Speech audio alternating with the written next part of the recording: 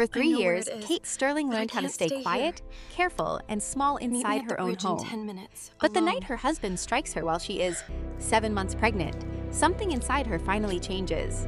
This is not just a story about revenge. It is about the terrifying brave moment a woman chooses herself, her child, and a life beyond fear. He hit her so hard, she crashed to the marble floor before she could even scream. His ring sliced her cheekbone. She tasted blood. And in that moment, with her hands pressed to her pregnant belly, 29-year-old Kate Sterling looked up at her husband and felt something inside her finally break. It wasn't her spirit or her will to live. It was her patience. Because what Richard Sterling didn't know, and what nobody in their wealthy Connecticut town ever bothered to find out, was who Kate's father really was. And tonight, he was on his way. Now, before we continue, if you're already hooked, hit that subscribe button to follow Kate's journey to the very end. And feel free to drop a comment telling me what city you're from. I love seeing how far our stories reach. Rain had been hammering down since 4 in the afternoon. That cold, sideways Connecticut rain that turned the long private driveway of the Sterling estate into a river of black glass.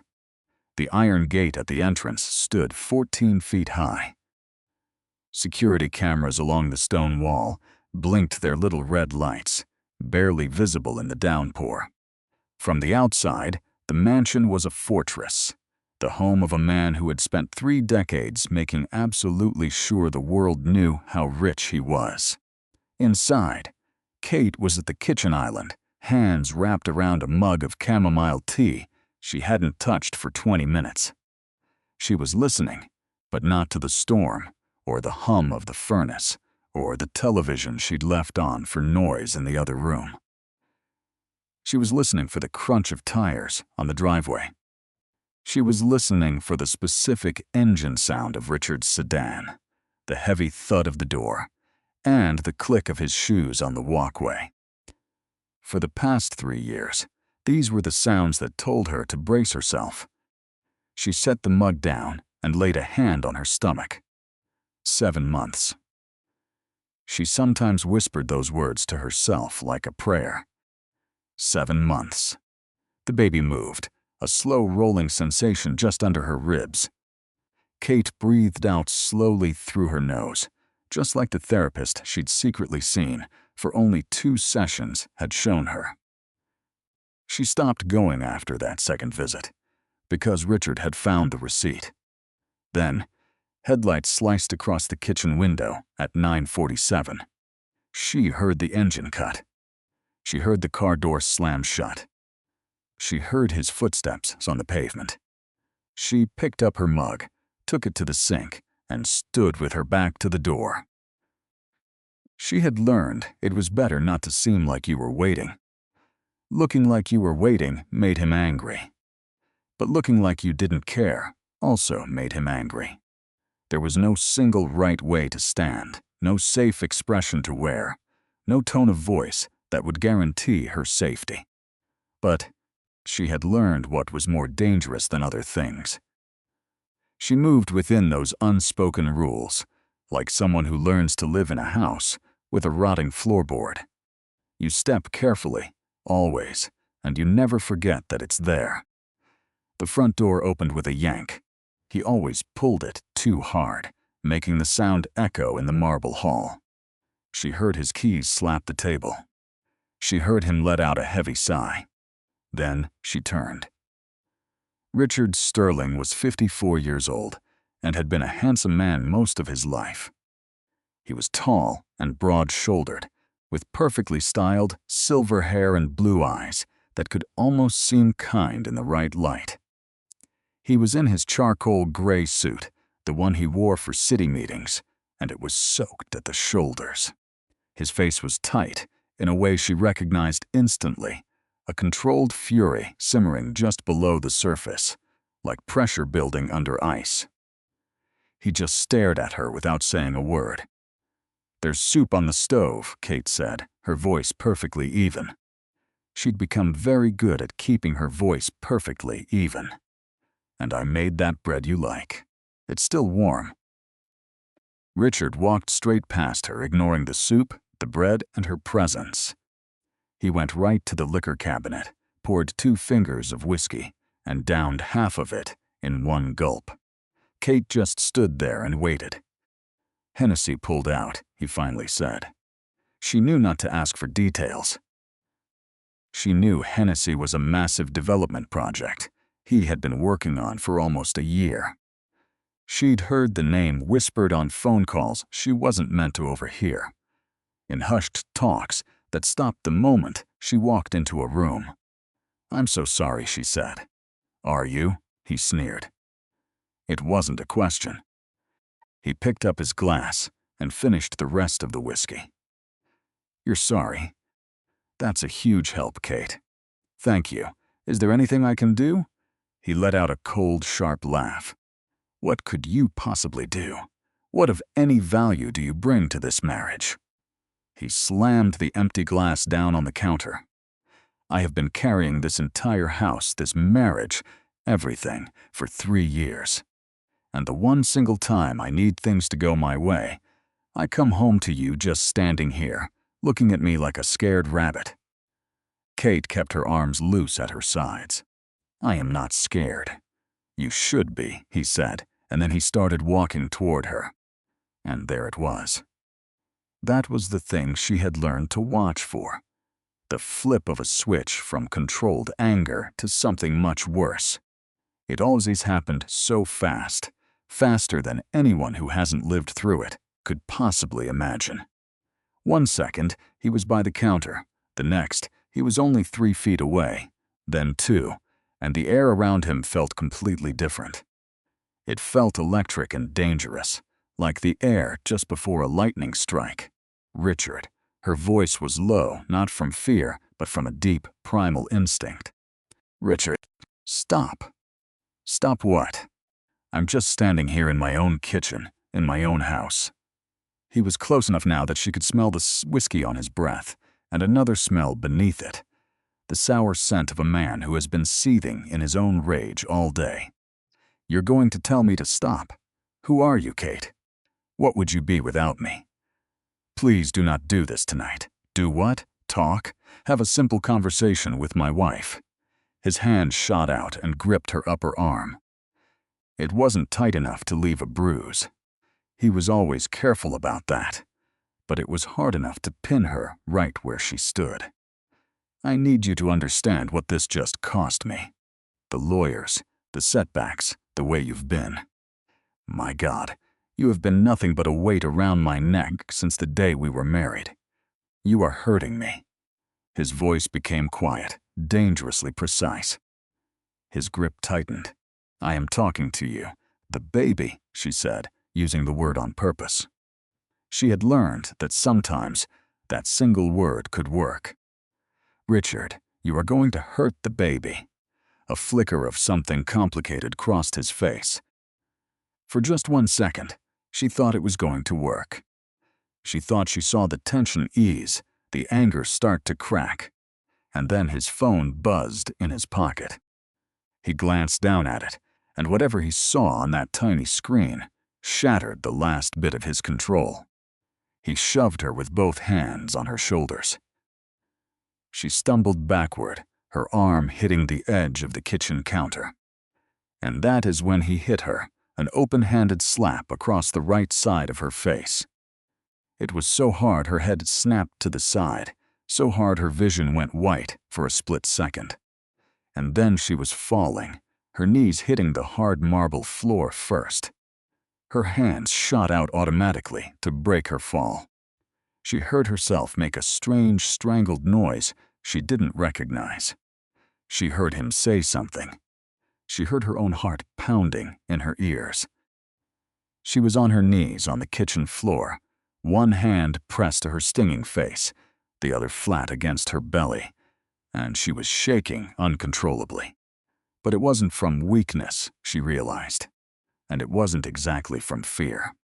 It was just a physical reaction, something her body was doing on its own after the shock of the impact.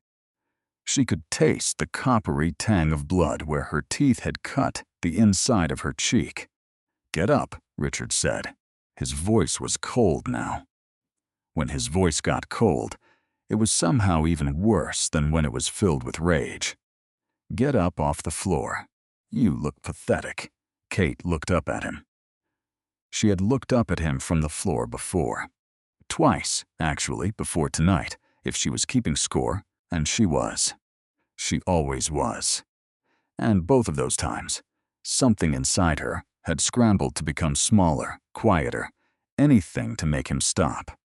But this time felt different. She had no idea what expression was on her face in that moment, but Richard actually took a small step back from her. She pushed herself up slowly, using the counter to steady herself. She stood on her own 2 feet, her hand still pressed to her cheek, and looked her husband straight in the eye without blinking. "I am going upstairs," she said. "We are not finished here." "I am going upstairs," she repeated. Same exact tone, same exact volume. And something about her calm repetition, about how steady her voice was, made him fall silent. She walked right past him, out of the kitchen, through the cold hall, and up the curved staircase. She could feel his eyes burning into her back the entire time. She never once looked back. She entered their bedroom, closed the door, and stood in the dark for a full 30 seconds, pressing her forehead against the cool wood, deliberately slowing her breathing. Then she walked across the room, sat on the edge of the bed, and pulled open the nightstand drawer. She reached past the lip balm, past the novel she'd been trying to read for 6 months, past a half-used pack of antacids. And then her fingers found what she was looking for.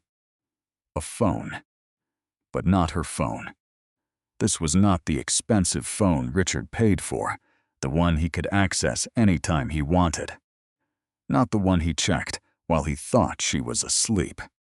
This was a different phone. A cheap, prepaid burner she had bought with cash from a gas station 3 months ago. She kept it hidden in her purse, then moved it to this drawer every single night, just before he came home. She had bought it just for an emergency. When she switched it on, the screen pushed back the darkness.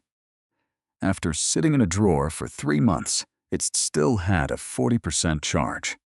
She just stared at it.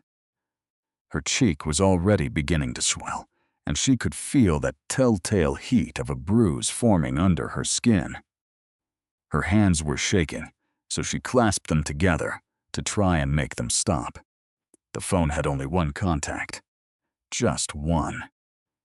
There was no name, only a number with an international code, a sequence she had memorized while other kids were learning multiplication. She made a promise to herself that she would never, ever use it. And she truly meant it. She knew, even as she was buying the phone, even as she programmed the number in that gas station parking lot with trembling hands, that using it would change absolutely everything. It would destroy walls that could never be rebuilt. It would start a fire that she could not put out. She sat on the bed, her hand resting on her swollen cheek, her unborn baby stirring inside her, and she thought about those walls. She thought about what was on the other side. She thought about who she was before she became Mrs. Richard Sterling, and what that woman would tell her to do. She pressed the call button. It rang just twice. A voice on the other end said, "Katya." It was deep, accented, and perfectly calm, the way truly dangerous men are, because they have never known a reason to be anything else. It was a voice that hadn't changed at all in the 10 years since she had last heard it. "Papa," she said in English, but then switched languages without a thought. The language of her childhood just appeared the way it always did when she was terrified. It never asked for permission, it just took over. She spoke 4 simple sentences in Russian, explaining what had happened and what she needed from him. There was a silence on the other end of the line that lasted for exactly 3 seconds. "Where is he right now?" her father asked. "He's downstairs. Is the gate code still the one that you sent me?" She had sent it 3 months ago, on the same day she bought the phone. Just in case, she had told herself at the time. "Yes," she said. "Go to the east wing." Her father said, "The room at the very end of the hall. Stay right there. Do not open the door for anyone unless they say the name." "What name?" she asked. "Sunrise," he said. "You remember." And she did. She was only 7 years old when she learned it. It was the protocol word. The word that meant your family was coming to get you, and that you were safe. "How long will it be?" she asked. "We are already in Connecticut," her father replied. Then the line went dead. Kate just sat there with the phone in her lap, closed her eyes, and took a breath. In through her nose and out through her mouth. The baby shifted again, a slow somersault she felt high up in her ribs. She pressed her palm against the tiny movement and whispered in Russian, what her mother used to say to her, "We are all right. We are going to be all right now." She got up, walked over to the window, and looked out at the rain. For a moment, she only saw her own reflection, the swollen cheek, her dark eyes, the nightgown that had basically become her uniform. Then she looked beyond her own image to the gate at the end of the long driveway. She could just make out the small, red blinking light of the security system. She watched it for a few seconds.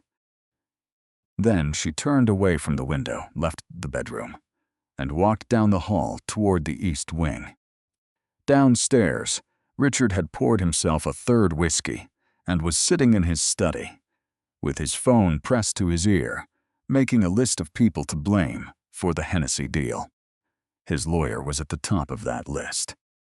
His project manager was number 2. He hadn't gotten to his own name on the list yet, and he probably never would. He was the type of man whose entire identity was built on the idea of his own success, so any failure always had to be someone else's fault. "I need you to call Franklin," he was saying. "First thing in the morning, you tell him I want a meeting. Not a phone call, a face-to-face meeting. Tell him." He suddenly stopped. He had heard something. It wasn't inside the house. It was coming from outside, a sound that did not belong. He went to his study window and looked out, but the rain was coming down too hard and the night was too dark. He couldn't see anything but his own reflection. Then the security light out at the gate went dark. It just completely shut off. Richard frowned, pressing his face closer to the window. Something was moving up the driveway, something long and dark and moving slowly. Then he saw there was more than one of them. He counted 1, 2, 3.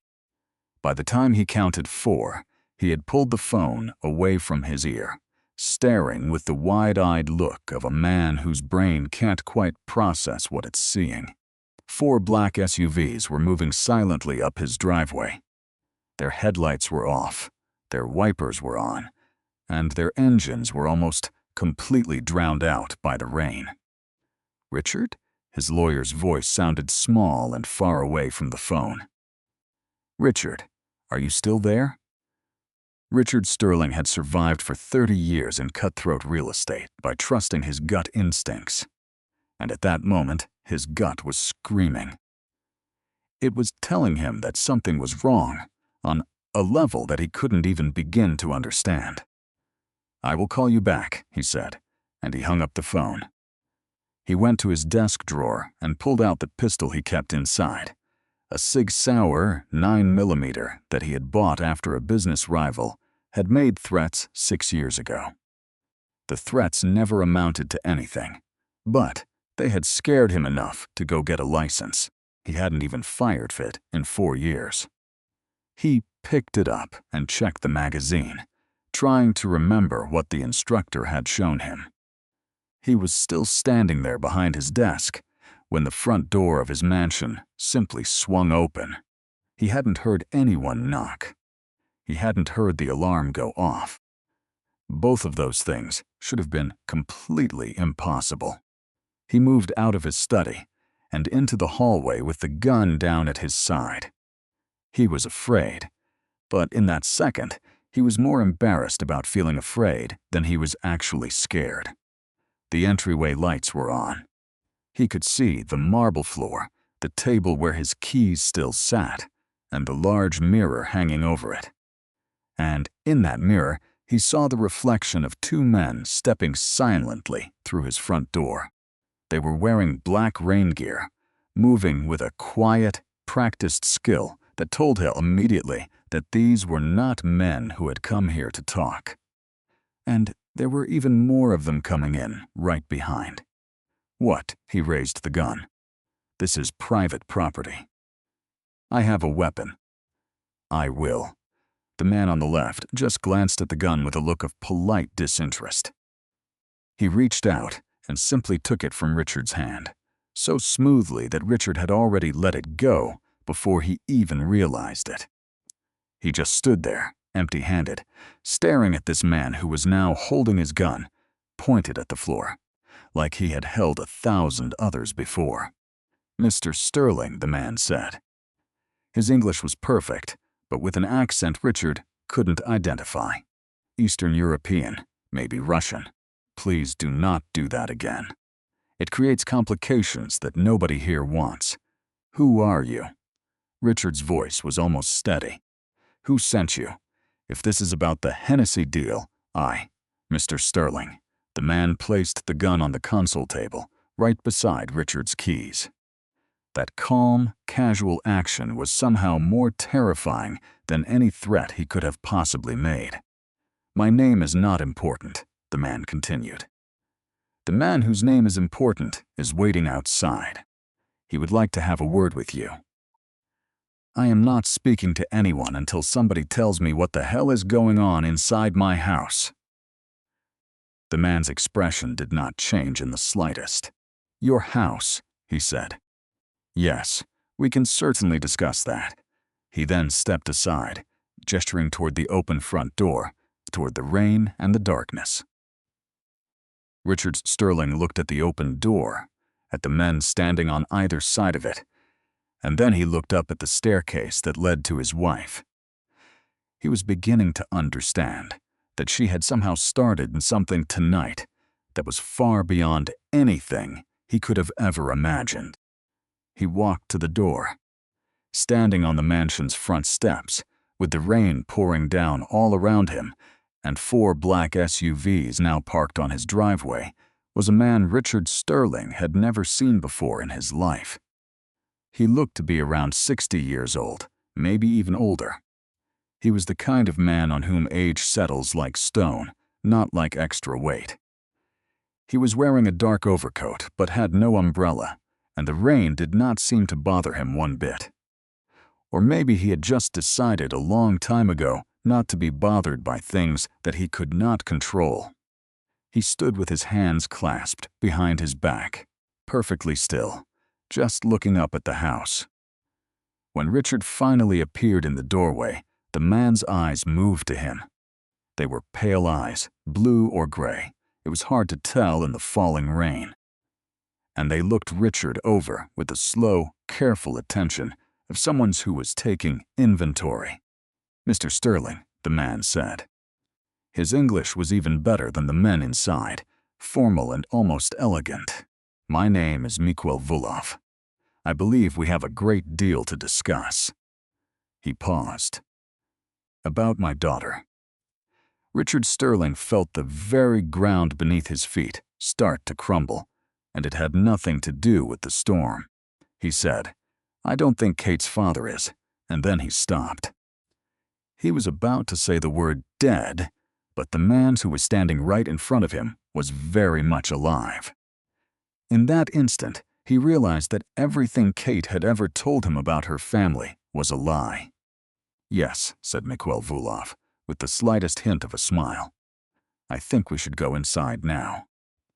He walked through the front door of the Sterling mansion as if he already owned it.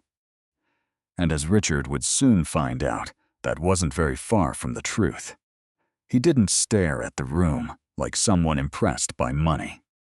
He glanced over the marble floors, the crystal chandelier, the expensive paintings. It was how a man inspects a hotel room, noticing what is useful and ignoring everything else.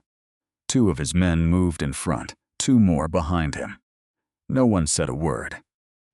They didn't have to. Richard Sterling took 3 steps back, then made himself stop. Deep down, in some stubborn part of him, he was still Richard Sterling.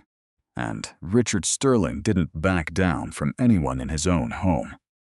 He demanded, "I want to know who gave you the authority to set foot on my property." His voice had some of its power back. Not all of it, but enough. "Whatever this is, whatever you think you are doing, you should know I have lawyers who will." "Sit down, Mr. Sterling." It was not a request. It sounded polite, like a request, but underneath was something hard as steel. And Richard heard it loud and clear, so he sat. He dropped into the chair by the fireplace, the one his wife sometimes used on Sunday mornings. He sat stiffly, like a man pretending he chose to sit down instead of being ordered to. Miki Vulov did not sit. "My daughter," he said, "called me about 47 minutes ago." "Do you know what she told me?" Richard said nothing. Vulov continued, with the calm patience of a man who had done this many times before. "She told me that her husband struck her while she was carrying his child." He let that sentence hang in the air for a moment. Then he added, "She told me this in Russian." "Did you know she spoke Russian, Mr. Sterling?" After a pause, he whispered, "No." Vulov clasped his hands behind his back. "There are many things you do not know about my daughter. We will get to them. But first, answer one simple question for me. I like to know who I am dealing with." "Did you strike her?" Richard's jaw tightened. "That is between my wife and me." The man to Vulov's left, the one who took his gun, took a half step forward. Just a half step, but Richard felt it like a sudden drop in temperature. "Did you strike her?" Vulov asked again, his voice unchanged. It was. There was a disagreement. Things escalated. "I did not mean to. Yes or no, Mr. Sterling?" The silence in the room was crushing.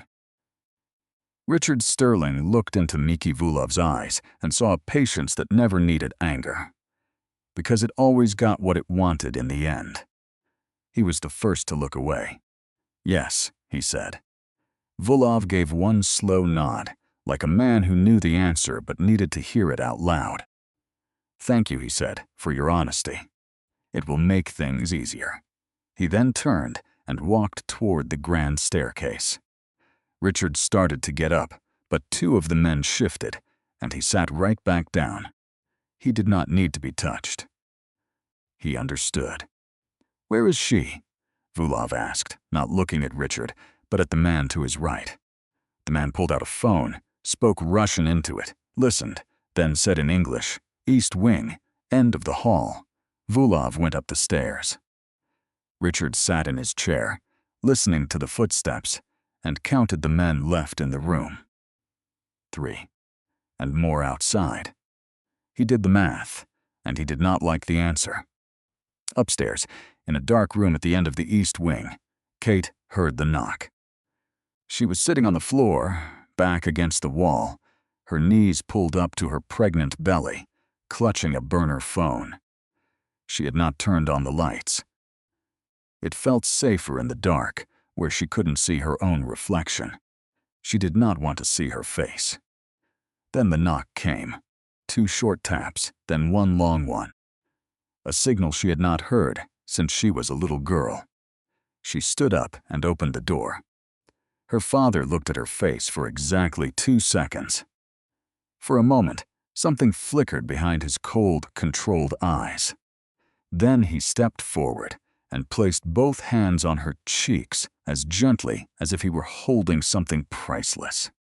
He turned her face to the light. The bruise was fully visible now. The right side of her face, from her cheek to her jaw, was deep red, already turning to purple. Givalov stared at it for a long time. He lowered his hands and said very quietly in Russian, "I should have come sooner. Papa." Her voice cracked on the word, and she hated it. She hated sounding so weak. But she was 7 months pregnant. Her face was throbbing, and her father was here, for the first time in 10 years. Her body just couldn't keep up the act of being okay. "How did you even?" She stopped, switched to English, then back again. "I did not think you would come yourself." "Where else would I be?" he asked. He stepped into the room, looked at her with his full attention, and said, "Let me look at you." He was not looking at the bruise anymore. He was looking at her, the way he used to when she was little, as if he was measuring her strength. "Are you hurt anywhere else?" The baby is fine." I checked. "I have been monitoring." "Good." He pulled a chair from the corner and put it right in front of her, then sat down. That simple gesture, him sitting, putting himself below her eye level, it broke something open inside her chest. "Sit," he said. She sat on the edge of the bed, and they just looked at each other. 10 years, she whispered. 10 years, he agreed. "You did not come to the wedding. You did not invite me." "Because you knew," she stopped, biting her lip. "I knew what you would have done if you had met him. I knew what you would have found out. I wanted." She looked down at her hands. "I wanted to believe I had made the right choice. I needed to believe it, without you there to prove me wrong." Vulov was quiet for a moment. "And now," she looked up at him, "he hit me, Papa. While I am pregnant. While I was carrying his son." Her voice was strong again. She had found her resolve in the last 30 seconds. That was the third time. The third time. She watched her father's face as he took in that number, watched the absolute stillness. It was not a lack of emotion, but a powerful, tight control of it. "You should have called me after the first time," he said. "I know. Why did not you?" And that was the real question, wasn't it? The one she had been asking herself for the last 2.5 years. She looked at her father, this man who raised her in a world of power, violence, and unbreakable loyalty. The man who sent her away at 19 because he wanted a better life for her. He had watched her go and respected her wishes not to follow. And she tried to find the real answer. "Because calling you meant admitting I failed," she said. "And calling you meant becoming your daughter again. Not Kate Sterling. Not just Kate, but Katya Volova. Your heir." She paused. "I was not ready for that. And now," she looked at him, her gaze unwavering. "He hit me for the third time, while I am 7 months pregnant. I am ready." Downstairs, Richard Sterling had been sitting in that chair for 9 minutes.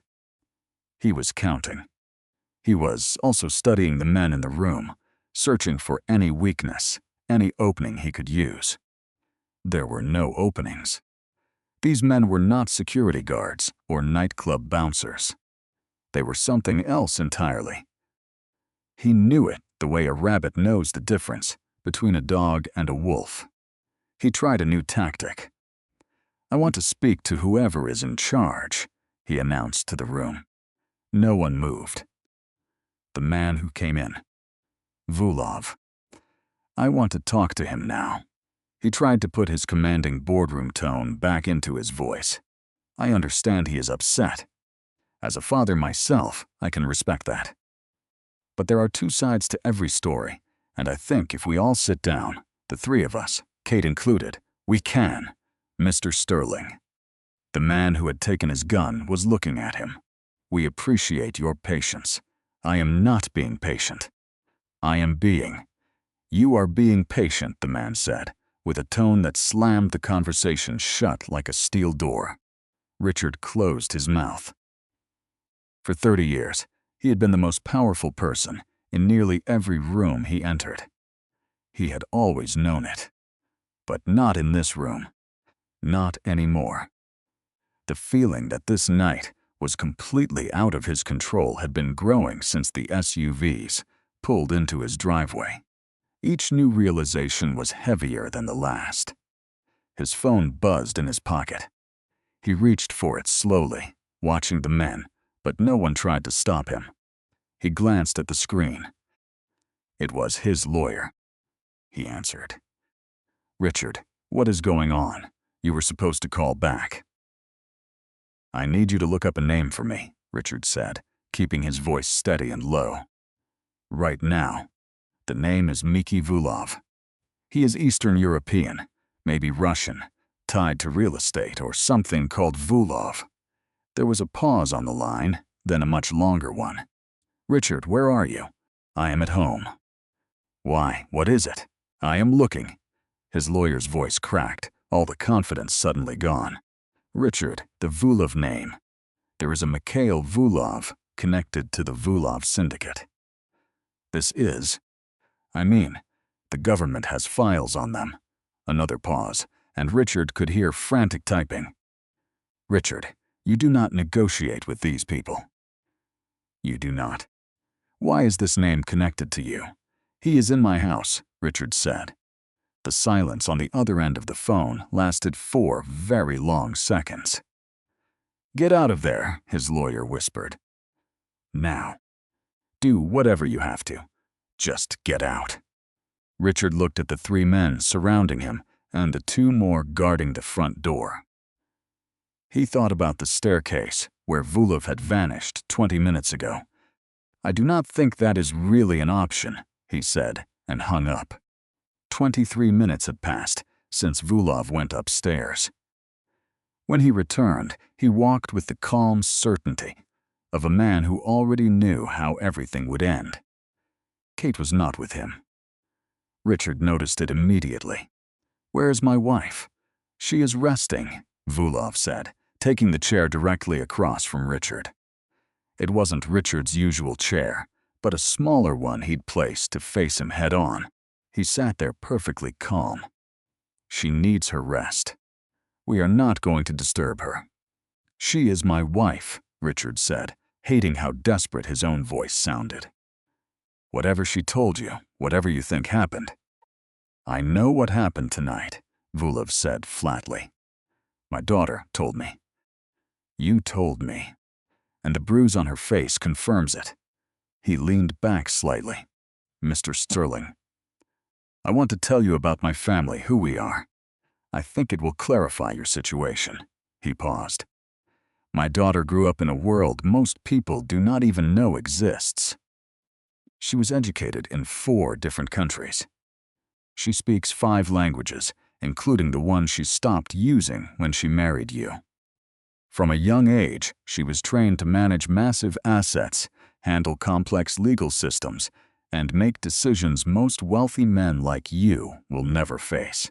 He watched Richard's face for a reaction. "She left that life because I gave her a choice.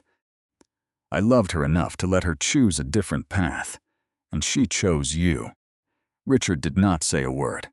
"She chose a man," Vulov went on, "who had no idea who she was. Who just saw a beautiful, quiet, smart woman and thought she was something he could control, something he could break." He tilted his head. "How long did it take for you to hit her?" Silence. 8 months, Richard said. He was not sure why he admitted it. The words just spilled out from the pressure. Vulov just looked at him. 8 months into the marriage. Richard started to make an excuse, then stopped. There was nothing he could say that would make it better. 8 months, Vulov repeated slowly. She stayed for 3 years. I want you to consider what that says about my daughter's capacity for hope. He leaned forward, resting his elbows on his knees, and the entire room felt like it shrank. And I want you to consider what it means that she finally called me. My daughter would only make that call when she was absolutely, completely done. Richard's mouth felt like cotton. What do you want, money? I want you to listen, Vulov said. He was not angry, not at all, which was somehow much worse. You will listen to me, and you will understand exactly what happens next. Then you will sign the documents my people have prepared, and we will be finished here. Documents? Richard sat up straighter. What documents? I have not agreed to. Mr. Sterling. Vulov raised one hand, and that was enough. You struck my pregnant daughter 3 times during your marriage. Tonight, you hit her badly enough to make her bleed. I have a doctor on the way to document that injury. I also have financial investigators who have spent the last 90 days examining every single account and company you own. He paused. I have been preparing for this moment since the day you married her. Richard felt a chill run through him. You have been watching me. I have been protecting my daughter, Vulov corrected him. There is a difference. She did not know. It was her choice to live without my protection, and I respected that. But I prepared, because I know men like you, Mr. Sterling, and I knew this call would come. He reached into his coat and pulled out a folded document, placing it on the table between them. Divorce. Full transfer of assets. The Greenwich house. The New York properties. The 3 accounts in the Cayman Islands. Yes, I know about those. Everything goes to my daughter, complete and uncontested. Richard stared at the paper. Then he looked up. And if I do not sign? The room became so quiet you could feel it, the silence of people holding their breath. Vulov looked at him for a long, heavy moment. Then we will discuss the alternative, he said. And I promise you, Mr. Sterling, you do not want to discuss the alternative. Richard's hands were shaking, so he pressed them flat against his legs to hide it.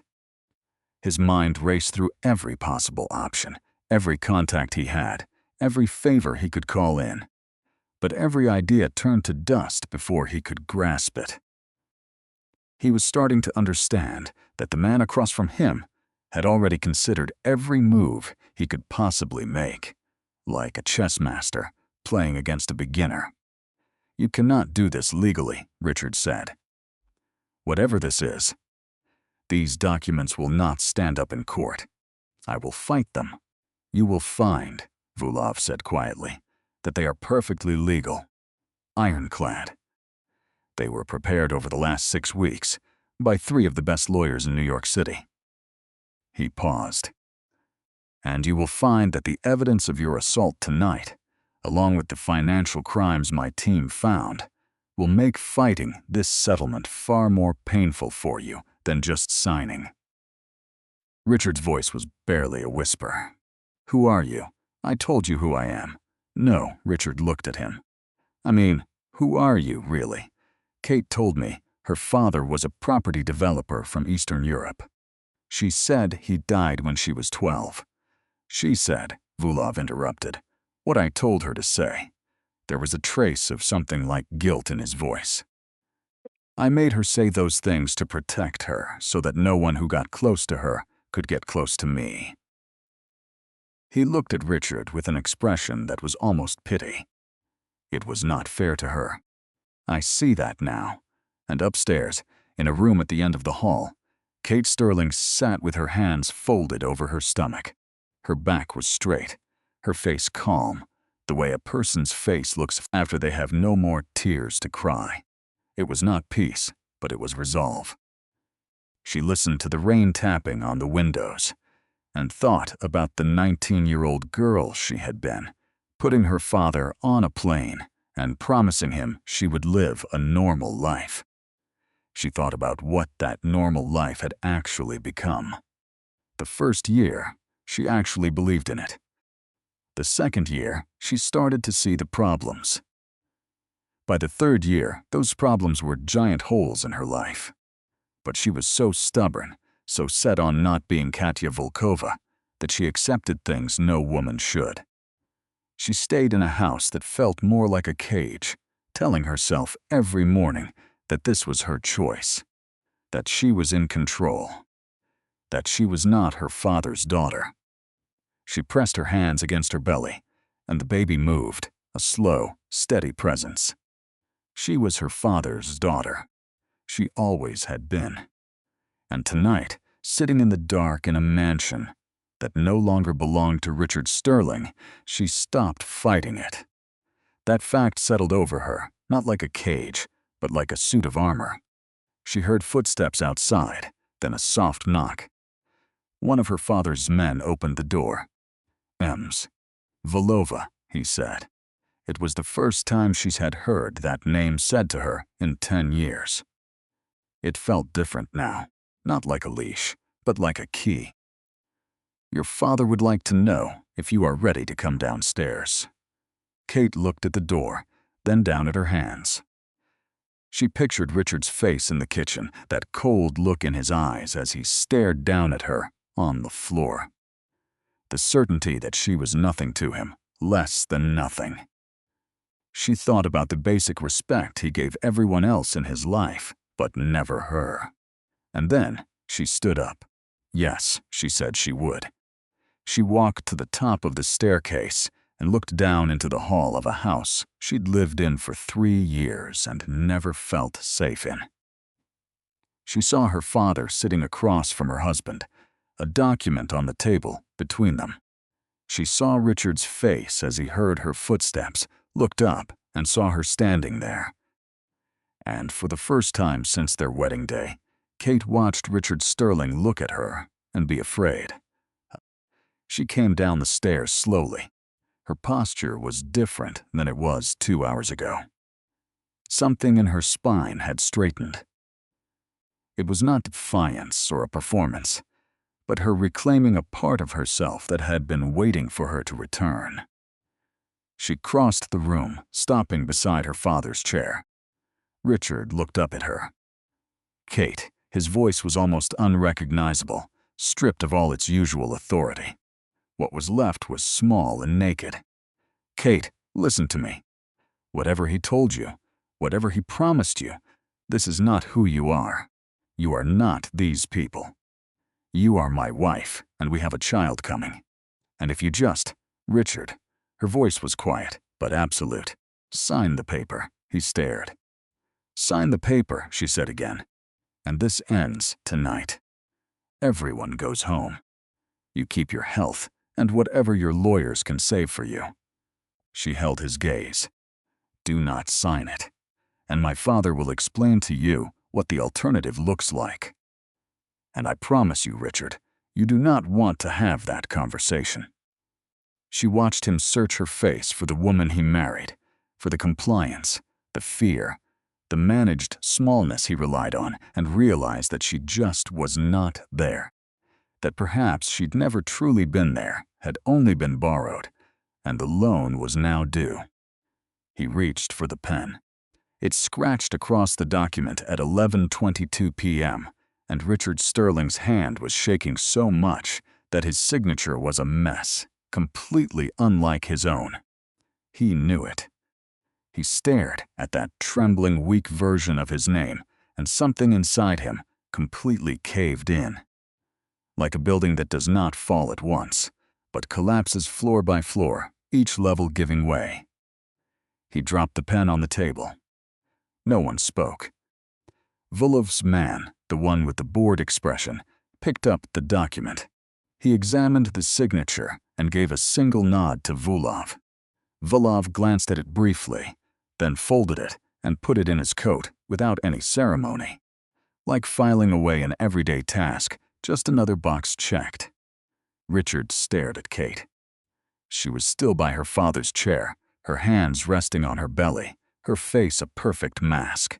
He searched for anger, satisfaction, anything he could use, but found only a deep calm that scared him more than any rage could have. "You planned this," he said, his voice hollow. "You've been planning this." "I made one phone call," Kate replied. "Tonight, after you put me on the floor." "Don't." His jaw clenched. "Don't make it sound simple. Don't make it sound like." He shot to his feet so fast that the two men in the room tensed, freezing only when Volkov raised a hand. Richard stood there, buzzing with the rage that had nowhere to go. You lied to me. For 3 years you lived in this house and lied about everything. Your family, your name, all of it.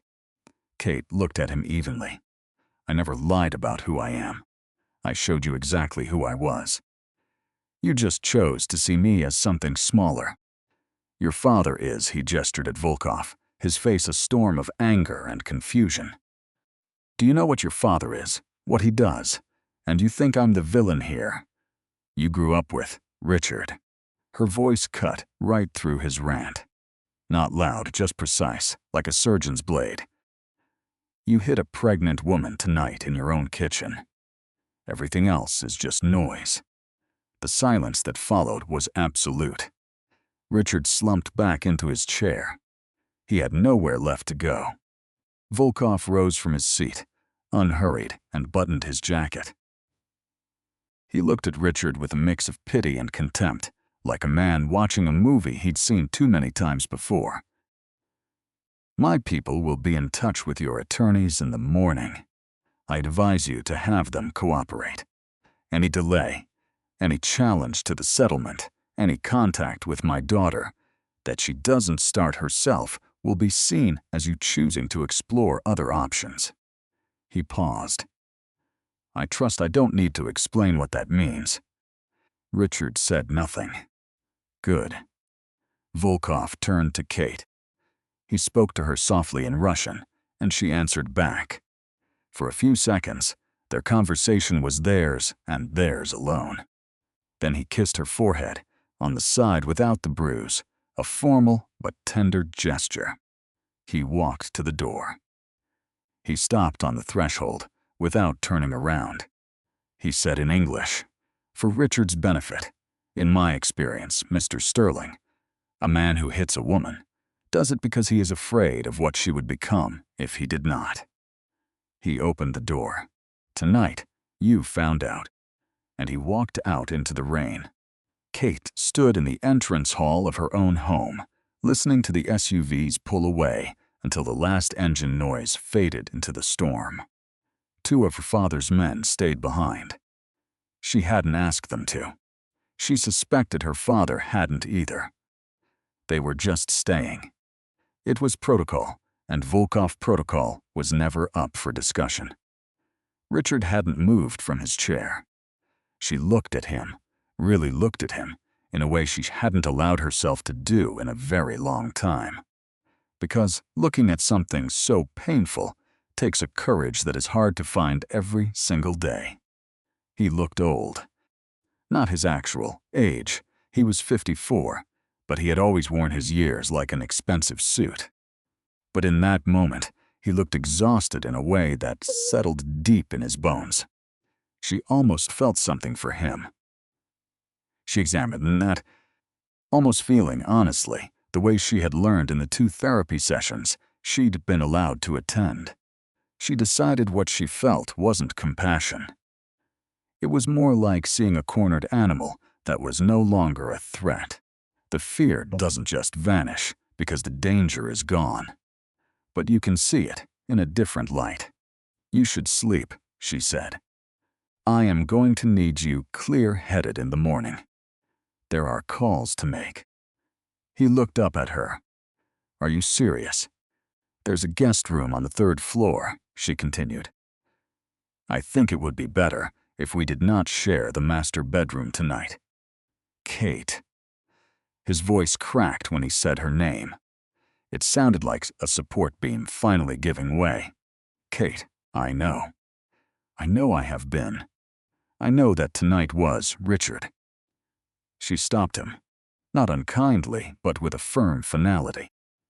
Don't. I have heard that sentence so many times before. I know every single version of it. The one where you're sorry. The one where it will never happen again. The one where you say stress is making you someone you are not. She shook her head. I am 7 months pregnant, standing here with a bruise on my face and my father's men in the kitchen. We are past the version where you get to explain. He just stared at her. "Go upstairs," she said. "Third floor. Get some sleep. Tomorrow, we will handle this." He stood up. He walked up the staircase, put his hand on the banister, and paused with his back toward her. She could see the effort it took for him to climb those stairs. It was not a physical effort, but something else. It was the effort of a man walking into a future he did not build and did not want. "Did you ever love me?" he asked, still not looking at her. She thought about it, to give him an honest answer. "Yes," she said. "In the beginning, I did." He nodded once, like a man accepting a painful but necessary truth. Then he climbed the stairs, and she listened as his footsteps faded, until a door closed somewhere on the third floor. She stood alone in the hall. The two remaining men were in the kitchen. She could hear one of them making coffee, which on any other night would have felt completely unreal. She pressed both hands to her belly, closed her eyes, and took one deep breath. Then she went to the sitting room, turned on a lamp, and sat down to wait for morning. She did not sleep. She hadn't expected to. She sat with her feet tucked under her, because her back had been hurting for a week. And she let her mind sift through the night's events, like walking through a flooded house, room by room, checking the damage. What had broken? What survived? What would need to be rebuilt? And what had to be left behind?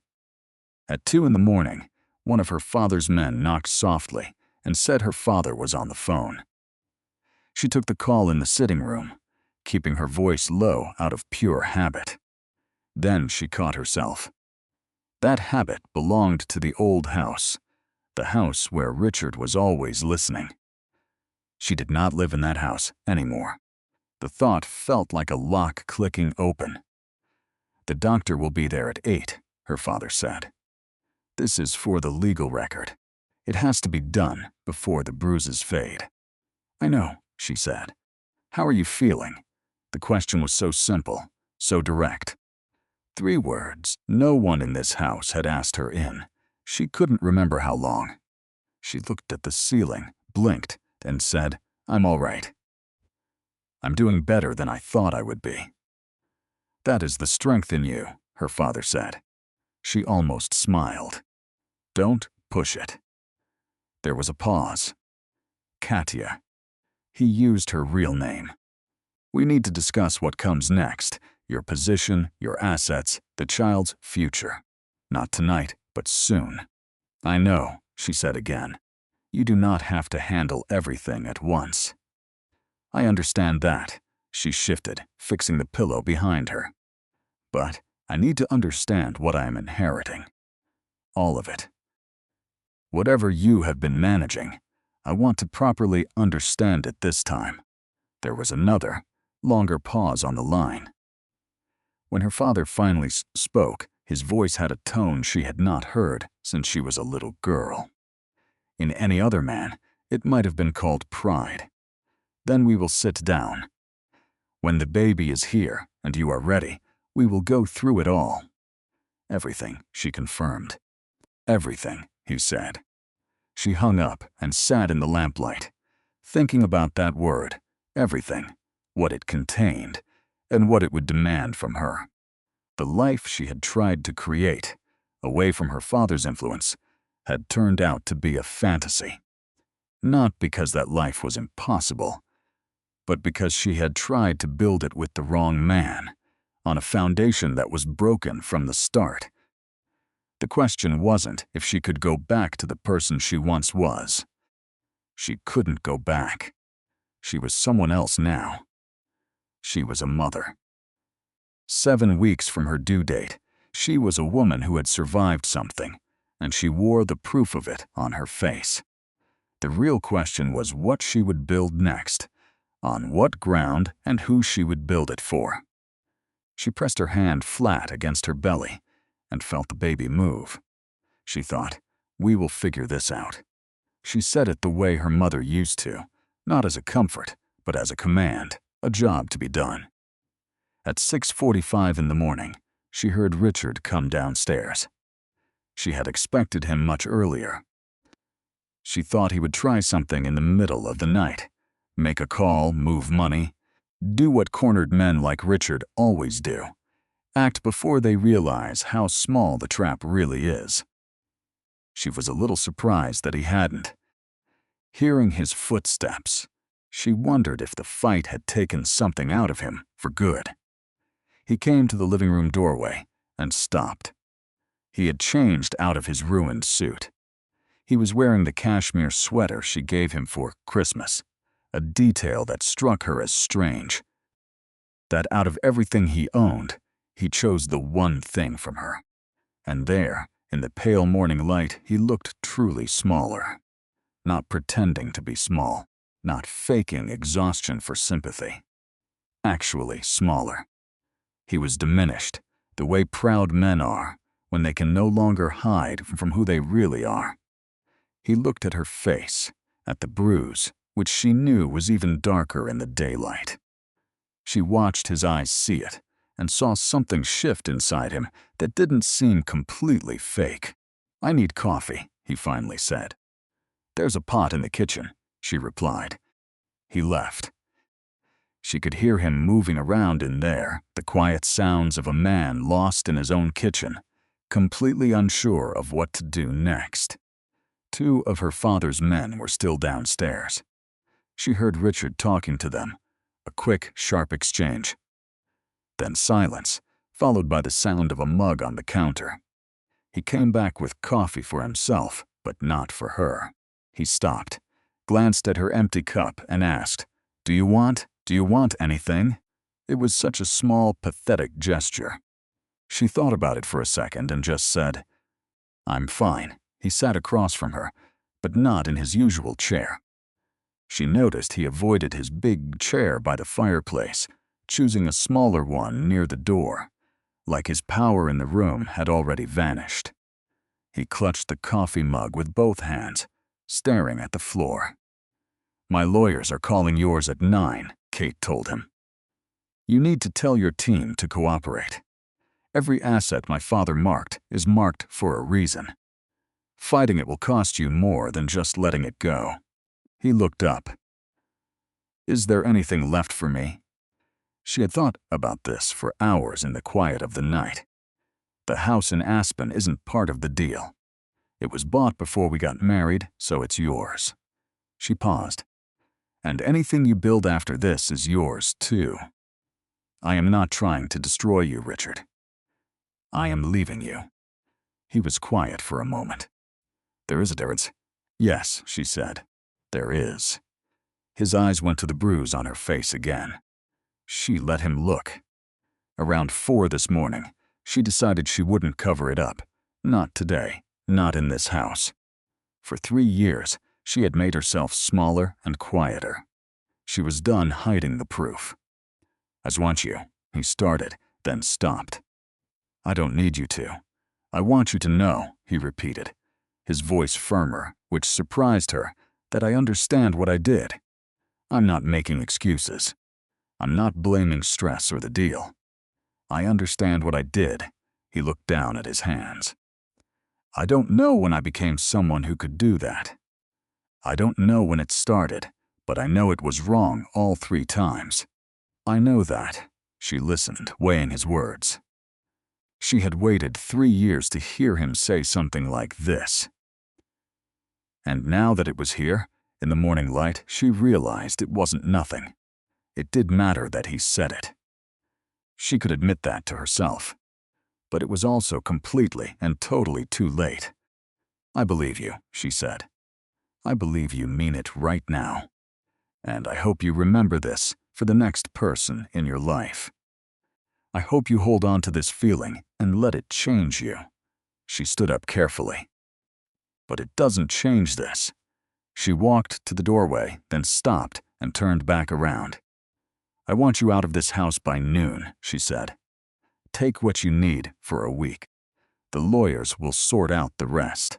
He looked at her, the woman he had married, underestimated, and hurt, the woman he thought he knew. And he nodded slowly, his eyes finally showing real understanding. She went upstairs. The doctor arrived at 8 o'clock sharp. It was a woman, which Kate hadn't expected but was thankful for. She was a calm, professional woman in her 50s named Dr. Harmon, who did the exam with a warm efficiency. She took pictures of the injury. She checked the baby's heartbeat, strong and steady, 150 beats per minute, a sound that let Kate breathe a sigh of relief that went through her entire body. She wrote everything down so it would be valid in court. She asked Kate if she was safe now, and Kate told her yes. Dr. Harmon glanced at the two men in the hallway and understood everything without another word. "The bruise will look its worst in about 48 hours, Dr. Harmon told her. "I want you to rest today.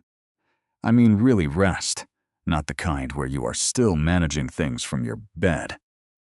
She gave Kate a look that was both professional and deeply understanding.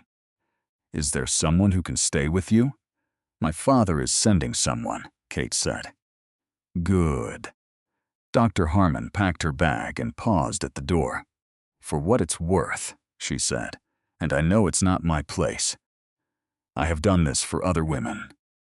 I have seen what happens to those who stay and what happens to those who leave." She looked right at Kate. "You made the right decision." Kate thanked her and listened to her footsteps on the stairs. She heard the front door open, then close. A moment later, another car pulled in. It was not one of the big black SUVs, but something smaller. She looked out the window and saw a familiar woman, Elena, who had worked for her father since Kate was 12. Her face showed no emotion, but her competence showed in everything she did. She was getting out of a dark sedan, carrying a bag on each shoulder. Kate did not know Elena was coming, but she was not surprised. She changed her clothes, brushed her teeth, and stood in front of the mirror for a moment. She looked at her reflection, at the bruise, the dark circles under her eyes, and the 7-month pregnant belly that had survived the night. She spoke quietly to her reflection. "Okay." Then she heard the sound she had been waiting for, without even realizing it. The front door, footsteps on the gravel, a car door, and an engine starting up. Richard was leaving. She did not go to the window. She did not watch him leave. She had seen enough of him. She stood in the bathroom of the master bedroom. Her bedroom now, just and completely hers. She listened to the sound of his car driving away, the iron gate opening and closing, and then nothing. The rain had finally stopped before dawn, and a special kind of quiet settled over the house after the long night. Elena knocked on the door at 9:15. "There's tea," she said in Russian, "and the lawyers are on the line for you when you're ready." "Give me 10 minutes," Kate answered. She sat on the edge of the bed, the same spot where she had sat last night with that prepaid phone, making a call she swore she would never make. She thought about who she was just 12 hours ago. Hands shaking, blood in her mouth, terrified of what she was about to set in motion. She felt a deep tenderness for that woman, the way you would feel for anyone brave enough to do the right thing when they were terrified. She glanced at her real phone. 17 texts and 4 missed calls from people who had no idea her life had shattered overnight. She would deal with them later. She put the phone down and looked out at the gray morning, at the old oak trees she had always loved, which she would now get to keep for her daughter. They had found out it was a girl 6 weeks ago. Richard had wanted a son, and Kate had just stayed quiet, filing that piece of information away. The baby moved inside her, a slow rolling turn that Kate now knew was a kind of restlessness. It was the same movement she felt every morning, like a tiny voice saying, "I am here now." "I know," Kate whispered. "I know. We're awake." She pressed her hand against the movement, holding it there. Beneath the exhaustion, the pain, and the sheer complexity of what came next, she felt something. It was a feeling she had not had in this house for a very long time. It was something she had almost forgotten was even possible. She felt safe. In the hall, Elena set down a tea tray while the lawyers waited on the line. Her father's men were quietly heading to their cars. The danger had passed. The Sterling mansion had, in a single night, become just a house again. It was Kate's house now. Her name was on a deed being processed in a Manhattan law office by 3 of the best lawyers her father's money could buy. At 9:25, Kate opened the door. "All right," she said to Elena in English, feeling a new strength settle inside her. "All right, let's get started." The first call with the lawyers took 47 minutes. Kate sat in Richard's study, a room she was rarely allowed in, one that smelled of his whiskey and his ambition. She listened to 3 lawyers talk over each other about asset transfers and injunctions, and how Richard's team might claim he signed the papers under duress. She listened very carefully. She only asked 4 questions, but each one was precise, cutting right to the heart of the matter. When the call ended, the head lawyer, Calloway, her father's American attorney for 11 years, paused. "Miss Vilova," he said, "I have to say, you've understood all this much faster than most of my clients." "Oh, I have been preparing for this conversation for 3 months," she replied. There was a short silence. "Of course," Calloway said. "We will talk again at noon." She hung up the phone and sat in Richard's big leather chair, the one he always used when she had to speak to him in this room. She noticed it fit her better than she thought it would. Not too big, not awkward at all.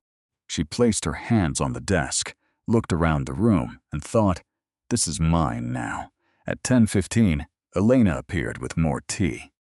She had the look of a woman who has managed so many complicated situations that she has almost become one herself. "Your father called while you were busy. He said he would call back at 11.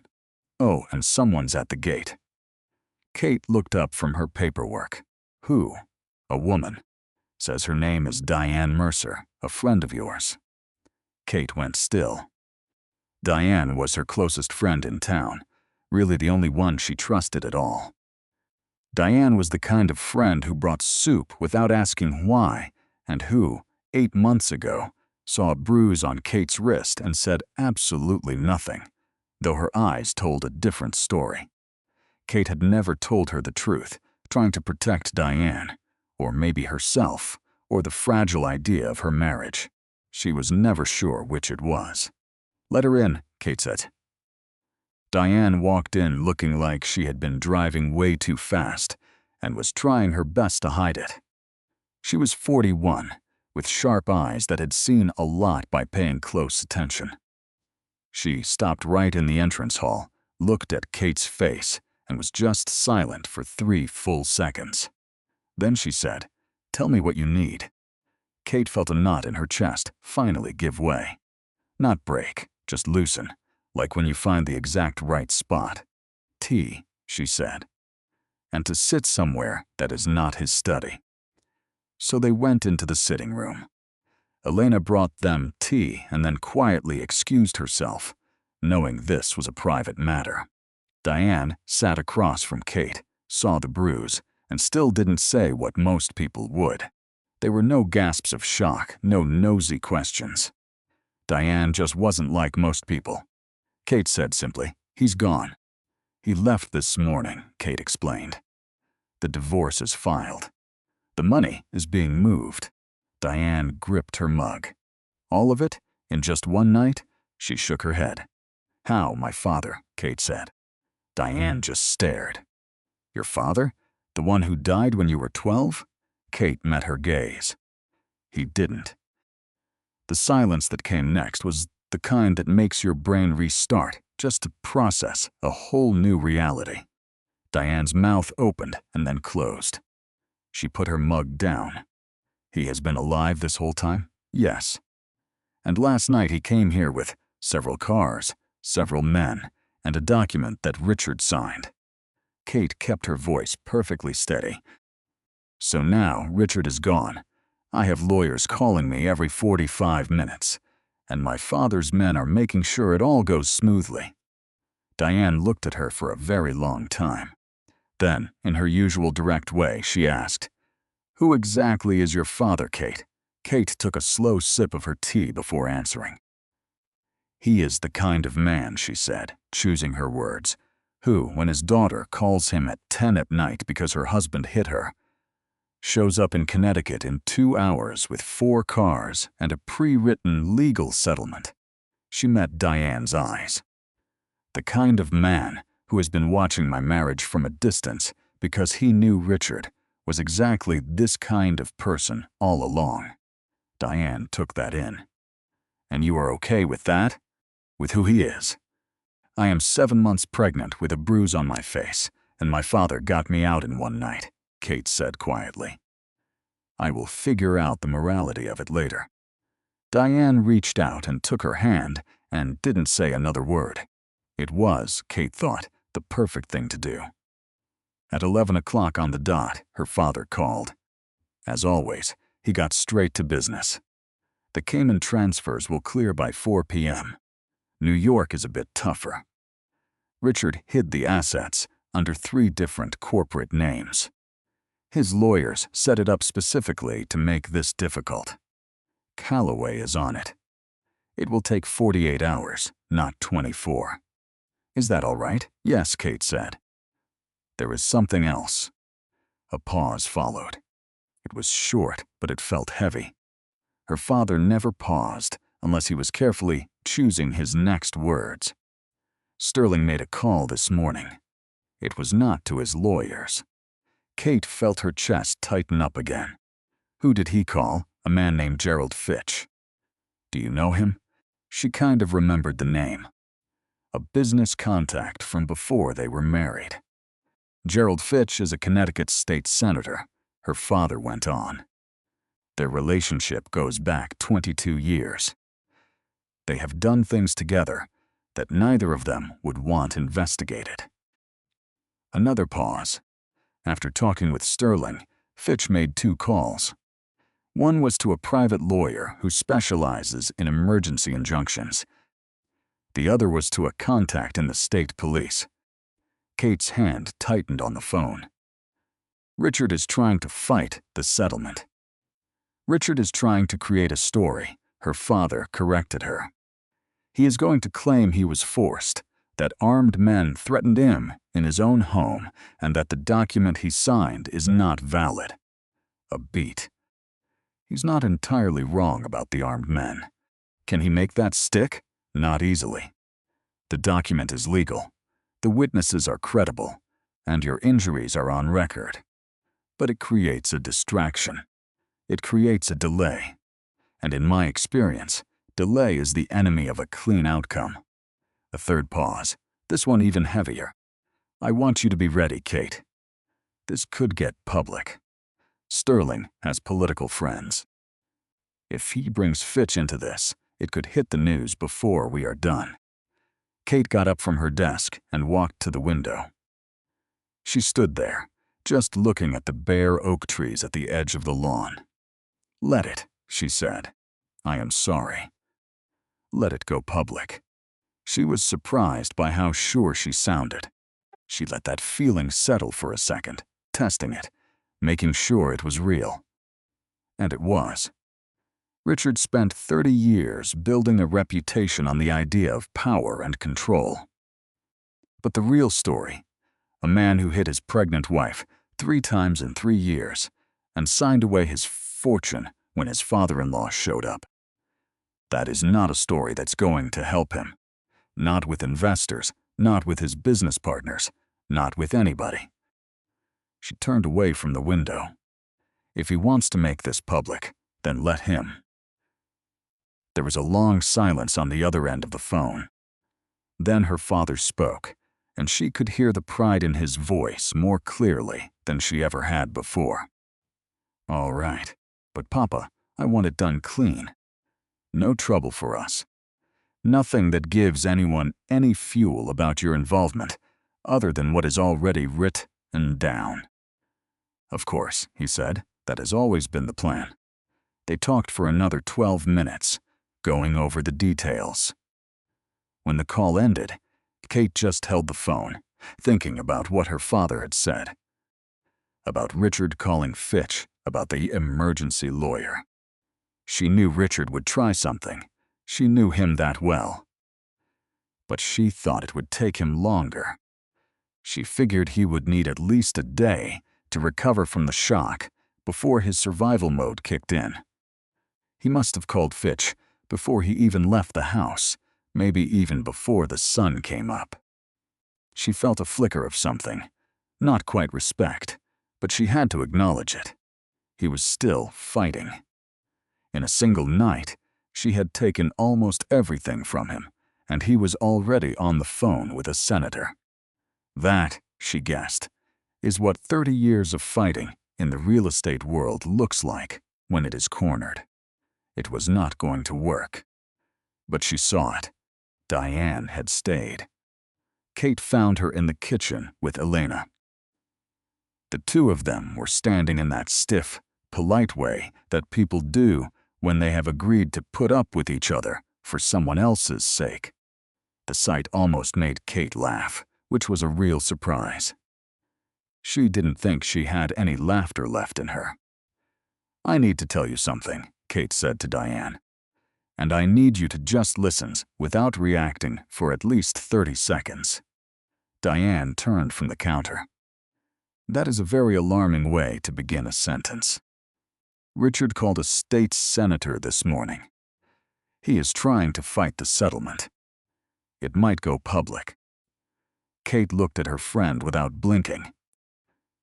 "I want you to know before it happens, because some of it is going to involve my father. And he is not the kind of person most people around here have ever run into. I want you to hear it from me first, and then decide for yourself what you want to do." Diane crossed her arms. "What kind of person is your father, Kate?" So Kate told her. Not everything.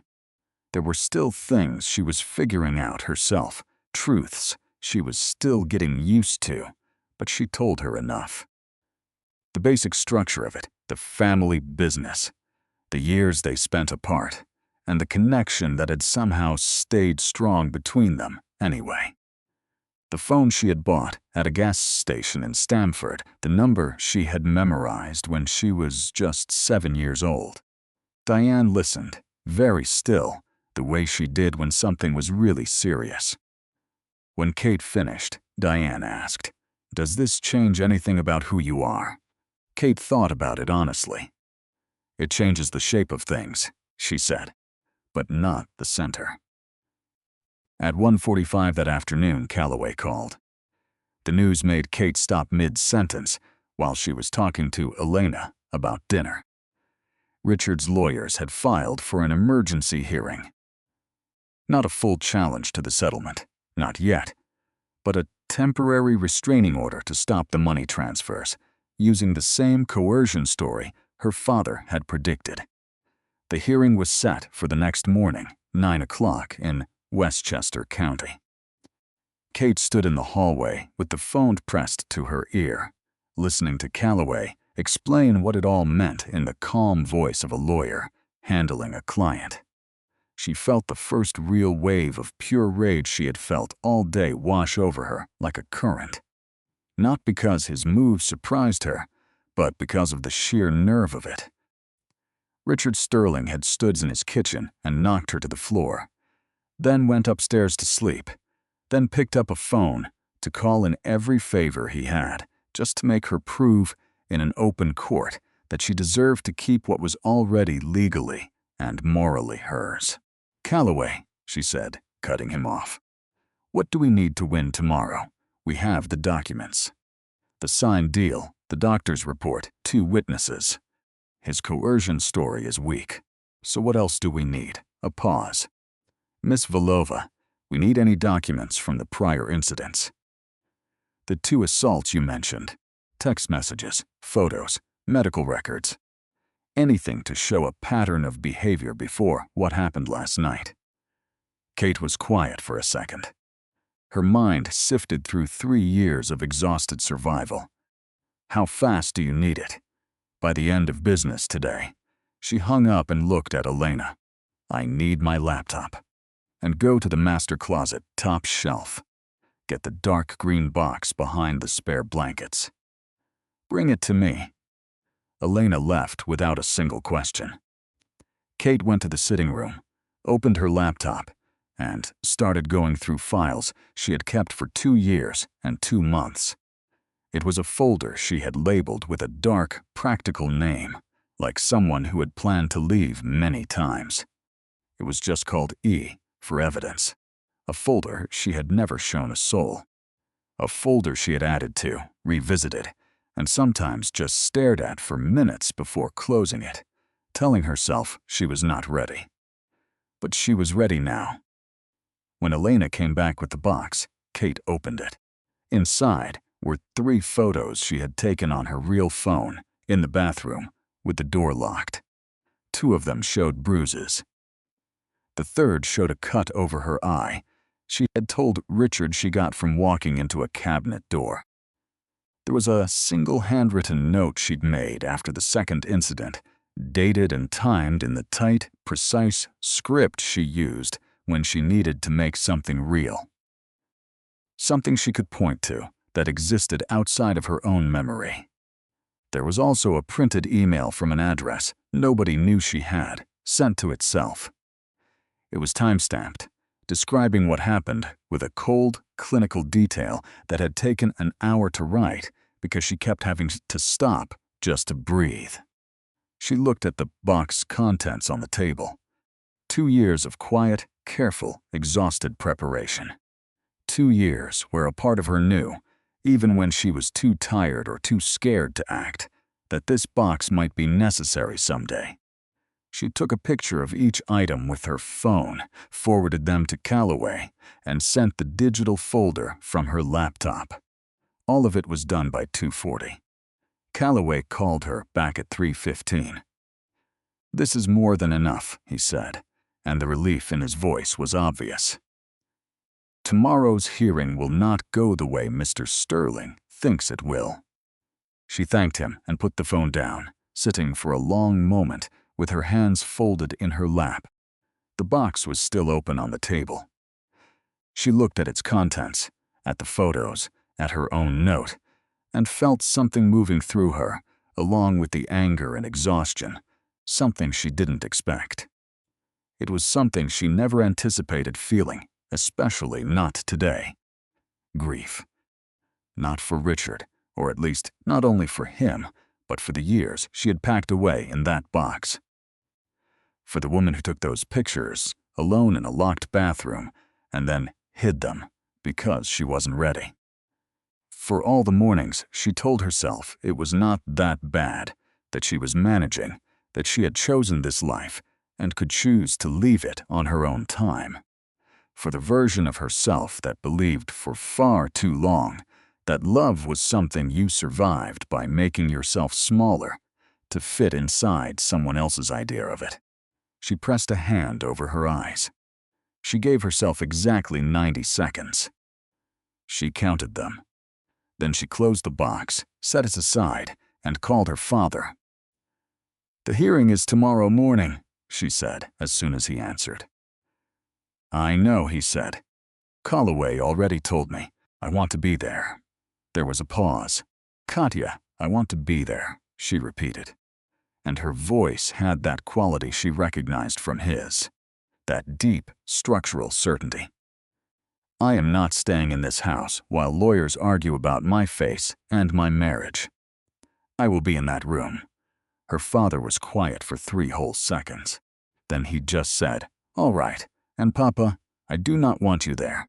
I am sorry. I do not want you in the courtroom, and I do not want your men to be seen. I do not want the Vulov name attached to this tomorrow. I want it to be clean. I want it to be about Kate." She paused. "Just Kate." Another silence. "This is a risk. he finally said. I know it is a risk. She sat up a little straighter. I have been living with risk for 3 years. I know what that feels like. I can manage it. She took a breath. Let me handle this part. He took longer to answer this time. She could hear him on the other end doing that thing he always did when he was truly unsure. That little sigh through his nose. The quiet that meant he was actually thinking, not just reacting. She had forgotten she knew that sound until just now. You will have Calloway, he said at last, and Reeves as your second chair. They are both excellent, I know, and you will call me the second this is over. Yes, and Katya, he stopped. Then he started again. You were never just Kate. I want you to know that I understand why you had to be, but that was never all of you. She held the phone, looking at the window as the last afternoon light filtered in.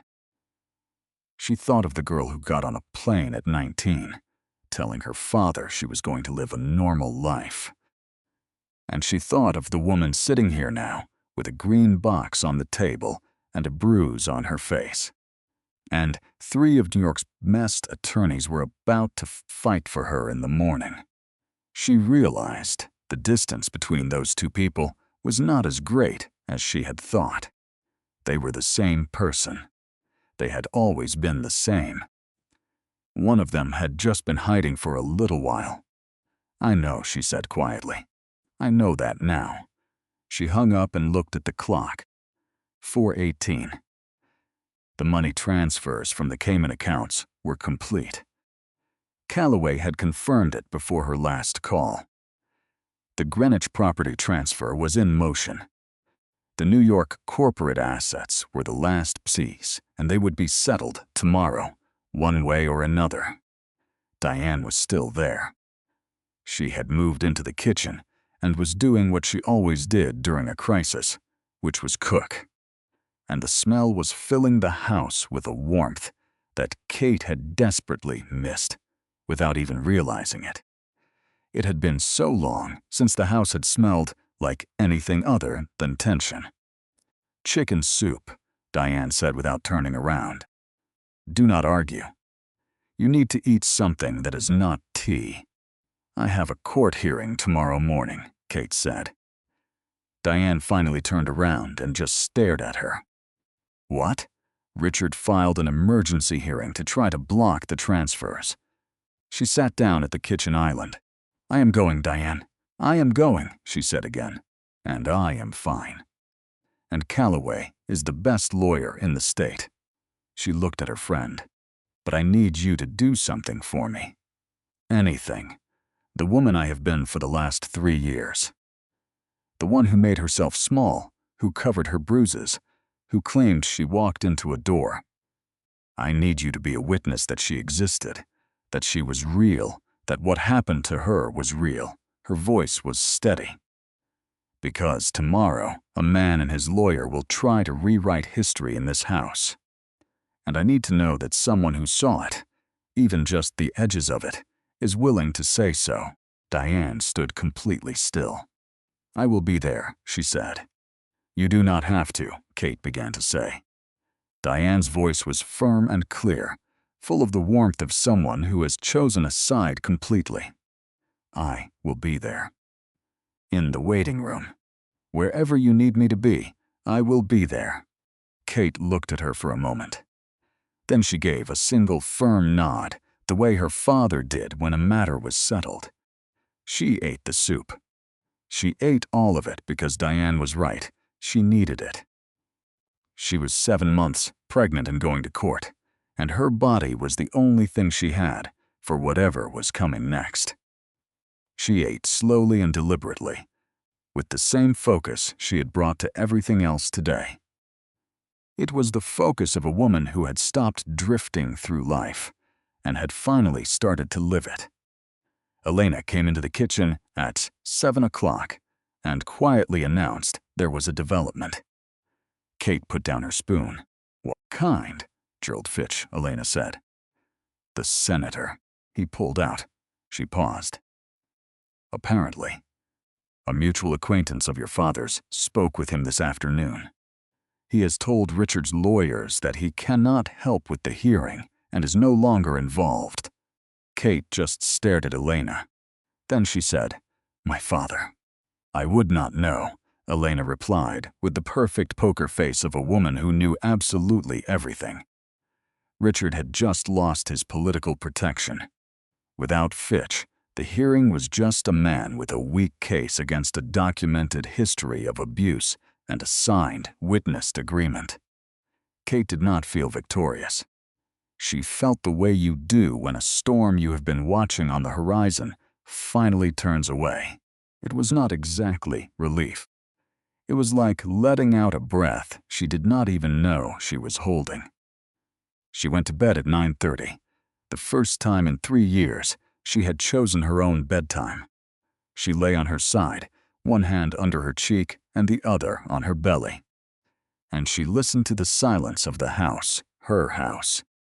She thought about tomorrow, walking into that courtroom with her name, her bruises, and her green box of careful evidence. About finally being in a room where the truth of what happened would be spoken out loud by people who could make it permanent. She was not afraid. She searched her heart honestly in the dark and confirmed it. She was not afraid. She was something else, something she recognized after a moment as ready. The baby moved, a slow, deliberate roll.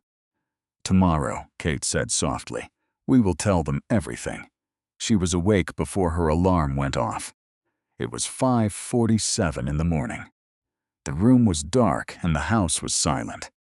Kate sat up in bed, hands on her stomach, already thinking about the day.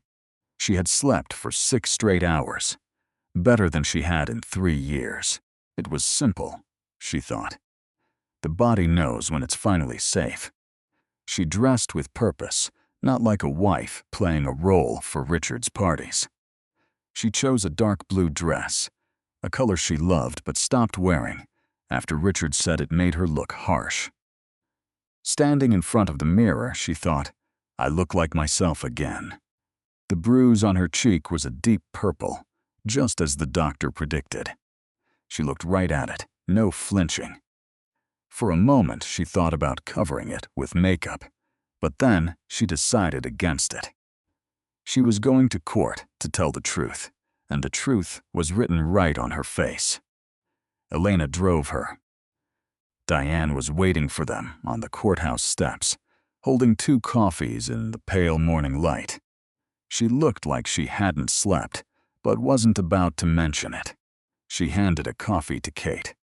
They didn't hug. This wasn't a time for comfort, it was a time for strength. Inside, Calloway and his associate Reeves were waiting. In 12 minutes, Calloway laid out the entire plan for the morning, fast, clear, and professional. Richard's lawyer was a man named Harrove, a senior partner from a big, expensive firm. Calloway said he was probably shaken by Gerald Fitch suddenly disappearing. He thought he'd have political protection, Calloway explained, and now he doesn't. That changes everything for him. "So what's his argument going to be?" Kate asked. "He'll claim you were under duress, that it was a home invasion and your signature was forced." Calloway paused. "He'll also try to bring up your father's reputation." Kate just nodded. She knew that was coming. "And we will object every time. And the judge will agree, because a third party's reputation isn't relevant here." He looked at her seriously. "The evidence you brought us last night, Miss Volova, is the heart of our case. The photos, the note, the emails. They show this wasn't just a one-time thing to get a signature. They show a pattern, a history." He met her eyes. "You might have to talk about that history. Are you ready?" "Yes," she said, without a flicker of doubt. They walked into the courtroom at 8:59. Richard was already at the other table, dressed in a dark suit with the silver cufflinks she gave him years ago. From a distance, he looked perfectly calm. But as Kate walked past him, she saw the tension in his jaw, the forced stillness of his hands. As she passed, his eyes darted to the bruise on her face. For just a second, a dark look crossed his face. Then his lawyer leaned over and whispered something, and Richard quickly looked away. Kate sat down, folded her hands, and stared ahead, feeling a strange and powerful calm. It wasn't the fake calm she had perfected over 3 years in that house, the kind you use to keep danger away. This was different. This was the calm of a woman with absolutely nothing left to hide. The judge, Patricia Wynne, entered at 9:04. She was 61, with reading glasses on a chain and a completely unreadable expression. She opened a file, read for less than a minute, and then the long silence was finally broken. "Mr. Hargrove, you filed to block a settlement signed last night. Tell me why." Hargrove shot to his feet. He was a big, silver-haired man who used his presence as part of his argument. He described cars pulling up, strange men in the house, a threatening atmosphere. He claimed the signature was forced, not voluntary. He used the word coercion 11 times and foreign criminal elements twice, watching the judge for a reaction. Judge Wynne gave him nothing. "Mr. Calloway, your turn." Calloway stood up. He was quieter, more precise. He presented the settlement, the witness list, and the doctor's report. He presented the photos Kate had taken in secret over the last 2 years. He showed the court a dated handwritten note. He entered the emails, all time-stamped, written by a woman preparing for this very day. Then he argued that the real issue wasn't who was in the room that night. It was whether the woman who signed the papers did it willingly. And 2 years of her own documentation answered that question. Then he said, "Your Honor, my client is here and is willing to speak to this history, if the court wishes." Judge Wynne looked at Kate over her glasses. "Miss Volkova," she said. And Kate knew, everyone knew, the judge had used her real name, not his. Volkova. Either her lawyer had briefed the judge, or the judge was just that thorough. "Yes, Your Honor," Kate said, standing. After being sworn in, she sat in the witness chair. She felt the baby shift inside her, a slow, settling movement, as if it was there with her. The feeling grounded her. Calloway walked her through everything step by step. The first time it happened, the date, the injury, and why she never reported it.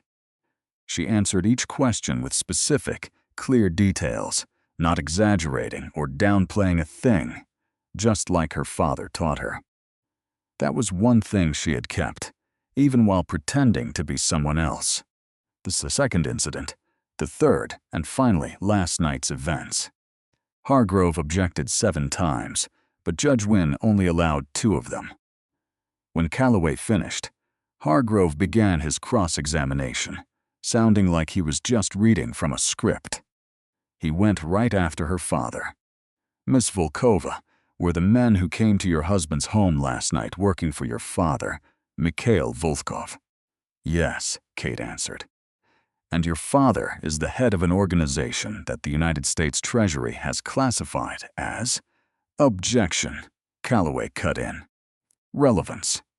"Your Honor," Hargrove pleaded, "the character of the people involved is—" "I'll allow it," Judge Wynne said flatly. Hargrove turned back to Kate and repeated his question. Kate looked him straight in the eye. "My father manages business interests in many countries," she said. "I'm not here to talk about his business. I am here to talk about the 3 times my husband hit me during our marriage."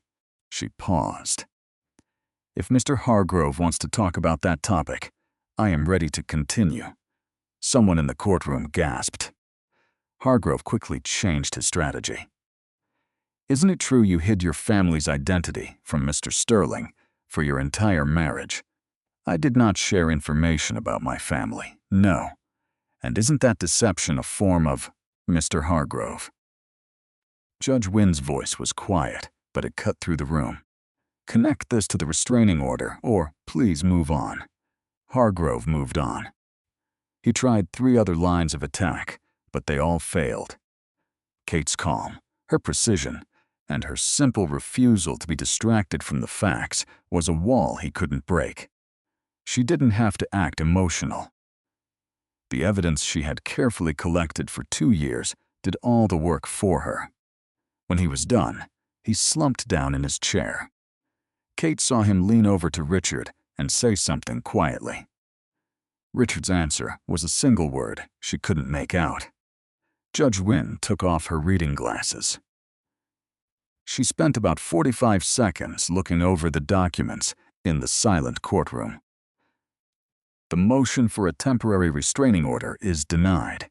She said the evidence showed a clear reason for the agreement and demonstrated a choice made for personal safety. The asset transfers will move forward as described in the settlement. She then looked around the room. I also want to note for the record that the medical file will be sent to the Westchester County District Attorney's Office for a review of potential criminal charges. That is all. She stood, and so did everyone else. Kate sat for just 1 moment longer before she rose. For just a moment, her hands were flat on the arms of the witness chair. Her eyes were fixed on the front of the room, thinking about the woman in the bathroom with the camera, taking pictures of her own bruises and hiding them away in a green box. She thought about what she would say to that woman. She'd say it all counted. Every careful, exhausted thing you did alone in that room, it counted. You were building something, even when you thought you were just surviving. She stood up. In the hallway, Richard caught up to her. His lawyer was 2 steps behind him, saying something low and urgent, but Richard wasn't listening. He stopped 3 feet away from her.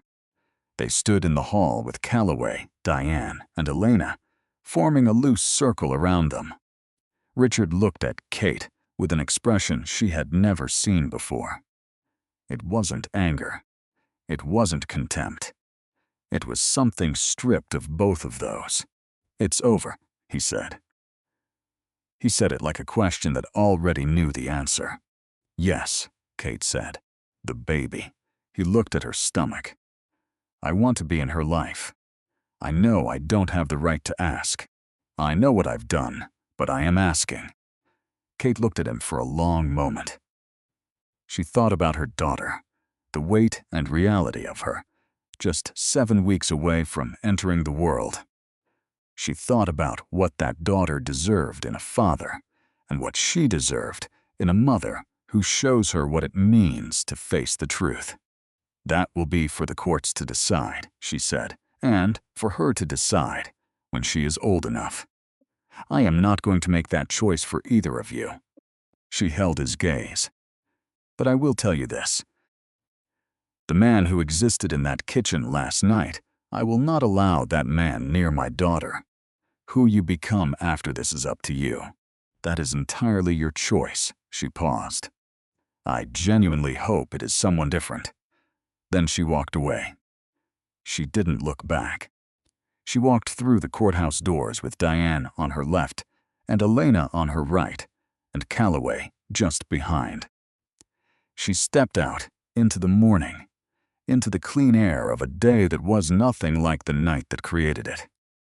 She stopped on the steps and took a breath that filled her completely.